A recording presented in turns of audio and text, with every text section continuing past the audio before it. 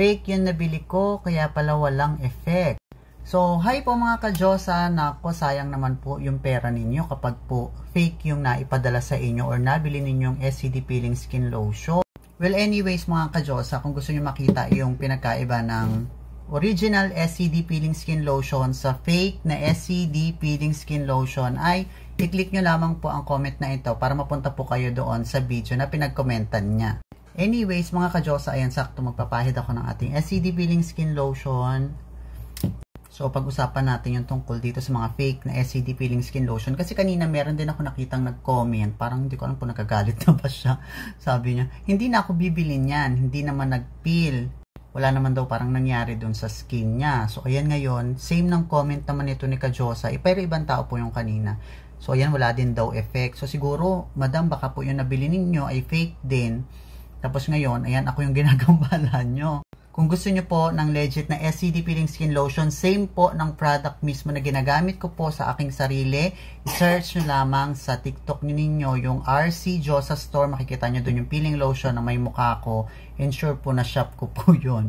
Well, anyway, sayang yung pera ninyo kasi, to be honest, yung ganitong 100 ml ay 250 pesos and this will last for 5 to 6 months na kung sa mukha nyo lang gagamitin. Kasi tuwing gabi lang naman po kayo mag-a-apply nito. And as you can see, ganyan lang kadami kasama ng leeg nyo.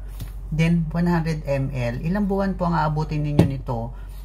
So, yung 250 pesos ninyo, abutin nyo ng 5 to 6 months. Ang laki na po ng matitipid natin, mga ka-Diyosa. Huwag na po tayong tumingin ng mga mura na SCD Peeling Skin Lotion. Kasi baka mamaya ganyan yung nangyayari, napipeke.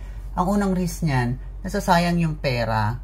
And second thing, yun nga, baka mamaya masira pa yung skin nyo, wala kayong babalikan kasi fake pala yung nabili nyo. Tapos, yan, yung iba naman, wala naman daw palang epekto na maganda sa balat nila. Unlike po nito mga ka-Diyosa, maniwala kayo tindi, 6 years ko na tong gamit, since 2018, gamit ko na siya.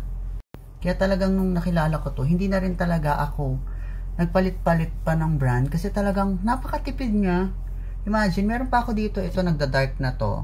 Pinag-question din ito. Pwede pa rin itong gamitin as long as hindi pa nare-reach yung expiration date niya. Huwag po kayo manghinayang mag-invest ng 250 pesos para sa skincare na 6 months nyo nang gagamitin. Kasi yung pera po ninyo is, ini-invest nyo yan para sa balat ninyo at sa safety ng user. Hindi naman po tayo bumibili ng mura, di ba, para lang sa kung saan. Yung pera na ipunan natin, pinaghirapan natin kitain, ay mapupunta lang sa mga fake. Eh di lalong masasayang yung skin lalong masasayang yung pera natin. At the same time, hindi tayo sigurado dun sa kalidad ng produkto. Na baka mamaya, lalo pang masira yung balat ninyo. So ayan, ganun lang siya kadaling gamitin. Ga-apply ka lang once. Then, pwede ka na matulog yan after. Kinabukasan mo na siya babanlawan. Then, mag-sunblock ka lang. So, yung ganitong 250 pesos, abutin ka na nga nito ng 6 months. Paulit-ulit ako, no? Hindi, para at least maiparating ko sa inyo kung gaano po kasulit yung 250 pesos ninyo. Kesa, bumili tayo ng ganitong mga tag na 98, tag na 99, buy one, take one. Tingnan nyo po yung pinagkaiba. Ito po yung original, ito po yung fake. So, ayan. However, may video na ako nito. I-recall ko lang.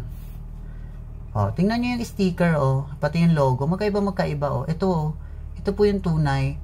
Makintab po yung mga lettering niya. Ito, oh, halatang kinopya lang. Tapos, ewan ko, di pa ata ginupit to. Diba? Napakalayo niya. Tapos, sa ilalim, may mga batch code siya. Meron siya expiration. Ito, wala. Tapos, sa likod, tingnan nyo.